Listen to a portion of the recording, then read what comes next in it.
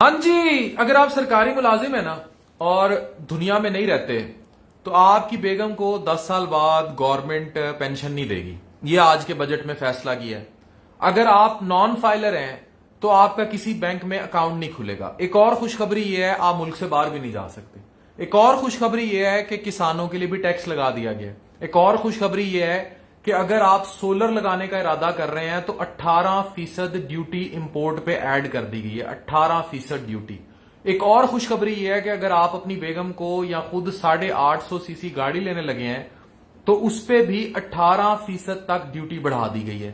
ایک اور خوشخبری یہ ہے کہ اگر آپ کنٹینٹ کریشن میں اور فیس بک یا اس پر کام کرتے ہیں، کہیں بھی کام کرتے ہیں یوٹیوب پر، تو اگر آپ کو جو باہر سے پیسے آتے ہیں، سید سلمان صاحب یا کسی کو بھی جو باہر سے پیسے آتے ہیں، تو وہ آلریڈی ٹیکس پیڈ منی ہوتی ہے جو فورن ریمیٹنس کی مد میں ہوتی ہے، اس پہ بھی پھر 4.5% ٹیکس لگا دیا گیا.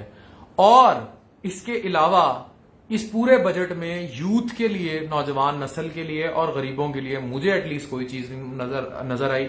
میرے ساتھ یاسر شیخ صاحب ہیں، مشہور نام ہے، ARY کے بیورو چیف ہیں، پورا پوسٹ مارٹم کر کے بیٹھے ہیں بجٹ کا. باقی باتیں یہ کریں گے، لیکن سر نازک صورتحال ہے.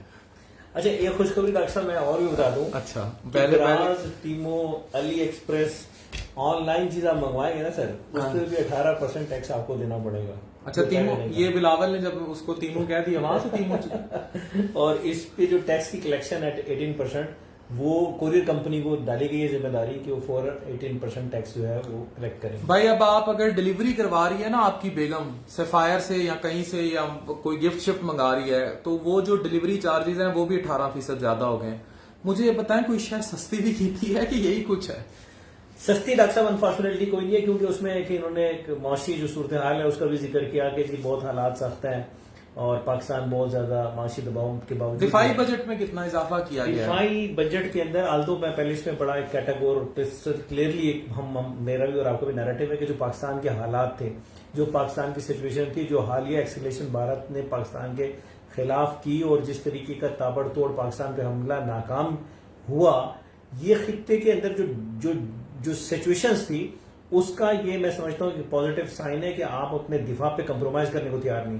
آلدو بہت سے لوگ اٹھیں گے، اس پہ تنقید بھی کریں گے، لیکن 200 ارب روپے تک کا بجٹ بڑھا ہے اور یہ کوئی بہت گراس ایسکلیشن نہیں ہے جو جنگ کے حالات تھے. اینی ویز، لیکن ہمیں یہ چیز سمجھنی پڑے گی کہ اس بجٹ میں غریب کے لیے کچھ نہیں ہے، یوتھ کے لیے کچھ نہیں ہے. 64% آبادی پاکستان کی انڈر 30s ہے. IT ای کامرس سیکٹر کے لیے مجھے کوئی بڑی چیز نہیں نظر آئی اس پورے بجٹ میں.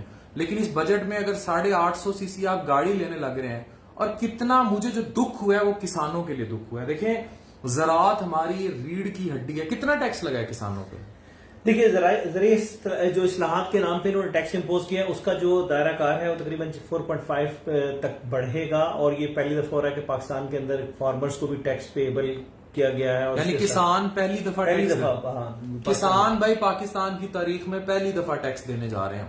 تو دس از سم تھنگ وچ، اور یہ IMF کی شرطیں ہیں. یہ کیوں کیا ہے؟ اتنی سختی کیوں لا رہے ہیں؟ IMF ہے، اس میں کوئی دو رائے نہیں. دیکھیں، آپ کا یہ جو بجٹ ہے اس میں زیادہ تر دباؤ، اور وہ اس سے ڈینائی بھی گورنمنٹ نہیں کر رہی ڈاکٹر صاحب. وہ کہتی ہے کہ ظاہر بات ہے کہ IMF کی بہت ساری چیزیں ہیں جو ہم نے مان کے چلے ہیں، اور آپ کے ذہن میں ہوگا اور آپ کے علم میں ہے بخوبی کہ یہ صوبوں کو جو گندم کی خریداری سے روکا گیا ہے، یہ بھی IMF نے کی شرائط میں سے شامل ہے کہ کوئی بھی جو صوبائی حکومت ہے وہ فارمر سے ان کا جناس، ان کی گندم نہیں خریدے گی اور نہ ہی ان کو سبسڈی فراہم کرے گی. تو یہ ٹیکس بھی 100% جو ہے IMF کے آرڈر کے اوپر چیزیں ہو رہی ہیں کہ وہ لگایا گیا. اور اس کے ساتھ ساتھ یہ جو کانٹینٹ کریٹر ہے جو پہلے ٹیکس ایگزیمپٹ تھی ان کی آمدن، سرکاری ملازمین جو ہے ان پہ بھی ٹیکس جو ہے ان کی تنخواہیں اس طرح نہیں بڑھی. 7% اضافہ تھا، اس دفعہ 10% اضافہ کیا گیا.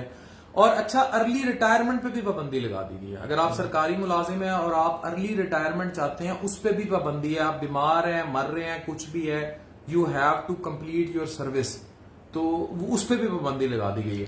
اتنے سخت بجٹ، مطلب آپ کہہ رہے تھے مجھے بجٹ پچھلے سال سے بہتر ہے، لیکن جو ہم نے پوسٹ مارٹم کیا ہے اس میں تو چیزیں مجھے تو کچھ آئند نظر اس طرح تو نہیں آ رہا. دیکھیں، اس میں واقعتاً کچھ ایسے طبقات ہیں جن کو بالکل صرف نظر کیا گیا، اور خاص طور پہ ایک پینشن جس کا بیوہ ہو گیا، مطلب شوہر سرکاری ملازم نہ رہا، بھائی 10 سال کے اندر اس کے بعد اگر فرض کریں لیٹس کو کسی سرکاری ملازم کی ارلی ڈیتھ ہو جاتی ہے اور اس کے بچے بہت چھوٹے ہیں, آپ 10 سال کے بعد ان کی پینشن کا سلیب ہی ختم کر رہے ہیں, تو وہ کیا باقی زندگی بھیک مانگے گی؟ بچوں کو کہاں سے پڑھائے گی, بچوں کے معاملات کہاں سے دیکھے گی؟ یا اگر آپ دیکھ لیں گے کہ بچے اگر تھوڑے سے ایسی ایج کے اندر ہیں کہ جنہوں نے ایجوکیشن کے مراحل طے کر لیے, ان کی شادیاں ہونی ہیں, تو وہ کیا کہاں جا کے بھیک مانگے؟ سو یہ ایک انفارچونیٹ ہے کہ یہ ڈیسیژن گورنمنٹ کو نہیں لینا چاہیے تھا. آپ کے پاس مشیروں کی تنخواہیں بڑھانے کے لیے, چیئرمین سینٹ کی تنخواہیں بڑھانے کے لیے, آپ کے پاس اسپیکر قومی اسمبلی کی تنخواہیں بڑھانے کے لیے, اور کئی 100% تنخواہیں بڑھا دی ہیں, کئی 100% اضافہ کرنے کے لیے آپ کے پاس بجٹ ہے. اب وزراء عمرہ کی گاڑیاں اپ گریڈ کرنے کے لیے آپ کے پاس بجٹ ہے, ان کے لیوشز آفیسروں کے لیے جو ہے آپ کے پاس بجٹ ہے. لیکن اگر آپ کے پاس بجٹ نہیں ہے تو آپ کے پاس پینشنرز کے لیے. اچھا, ڈاکٹر سبیل ہیں, بہت مشہور پراپرٹی ٹائکون ہے, میرے دوست بھی ہیں, ان کا مجھے فون آیا تھا شام کو, انہوں نے کہا بجٹ کا حشر نشر کر دیے. میں ان کو بھی ویڈیو کال پر لیتا ہوں اور ہم سن رہے تھے کہ بڑی مراد شرات دی گئی. ڈاکٹر سبیل, سنا آپ کو تو پراپرٹی میں بڑی مراد شرات دے دی ہیں انہوں نے, کیا حالات ہیں؟ دیکھیں فی الحال جو ہے نا ابھی تو چیزیں ہم لوگ سمجھنے کی کوشش کر رہے ہیں, لیکن اس وقت جو انہوں نے جی ایس ٹی 15% یا 18% کر دی ہے, گاڑیوں کے اوپر بھی انہوں نے جو ہے وہ ٹیکس بڑھا دیا ہے, اے ٹی ایم مشینز کے اوپر بھی جو انہوں نے ٹیکس بڑھا دیا, اس کے بعد نان فائلر کے اوپر جو پراپرٹی خریدنے پہ پابندی اور ہر چیز کے اوپر پابندی لگا دی ہے, صرف اور صرف موبائل سے نہیں یوز کر سکتا ہے. تو اتنا بھاری اقدامات اٹھانے سے پہلے کم سے کم ان کو یہ سوچنا چاہیے تھا کہ یار آپ ایک دن کے اندر انقلاب نہیں لے کے آتے, سارا ٹیکس آپ نے ایک ہی دن میں اکٹھا نہیں کرتے نا. آئی ایم ایف کو خوش کرنے کے لیے یہ ٹیکس جو ہے وہ انہوں نے پورا بجٹ ڈیزائن کیا ہے. غریب عوام کے لیے اس میں کچھ بھی نہیں ہے, کچھ بھی نہیں ہے. غریب عوام مزید مری ہے اس پورے معاملات کے اندر, اور آپ یہ دیکھنا اس کے افیکٹس کو اتنے اچھے نہیں ہوں گے. یہ ایونچولی ملک کو مزید نقصان پہنچائے گا. اور جس طرح آپ G D P growth rate دیکھ رہے ہیں گزشتہ 2020 سے وہ مسلسل ڈکلائن کے اندر ہے, تو اس سال بھی بجٹ پیش کر کے انہوں نے اس بات کو انشور کر دی ہے کہ ہم لوگوں نے اپنا گروتھ ریٹ مزید جو ہے نا وہ فارغ کر دینا. یہ بڑا ڈس اپوائنٹنگ بجٹ آیا, بہت جو ہے وہ فارغ کے نے کام کیا ہے, سمجھ سے باہر ہے. اس بار ایکسپیکٹیشن تھی کہ ریئل اسٹیٹ کو جو ہے یہ لوگ تھوڑا سا ریلیف دیں گے, آٹو موبائل انڈسٹری میں ریلیف دیں گے, لیکن کسی میں بھی جو ہے نا ریلیف کچھ بھی نہیں دیا. آپ کو پراپرٹی کو کیا ریلیف ملا ہے؟ ہم سن رہے تھے کوئی لوگوں کو کیا ہے کہ گھر شر لیں, چیزیں لیں, ان کو کوئی مراد دے رہے ہیں, ایسا کچھ ہے؟ کچھ بھی نہیں ہے ابھی تک. جو ہے وہ جو ابھی ہمیں بات سمجھ آ رہی ہے ایف ڈی کا ایک ہے, ایف ڈی جو ہے وہ 4 مہینے پہلے ہی جو انہوں نے ختم کر دیا تھا. وہ تو ایک ناجائز ٹیکس انہوں نے لگایا ہوا تھا, وہ اس کی پریکٹیکل امپلیمنٹیشن تھی نہیں, اور اس کے اوپر بھی اسٹے لگا ہوا تھا, تو ایونچولی ختم ہونا ہی تھا.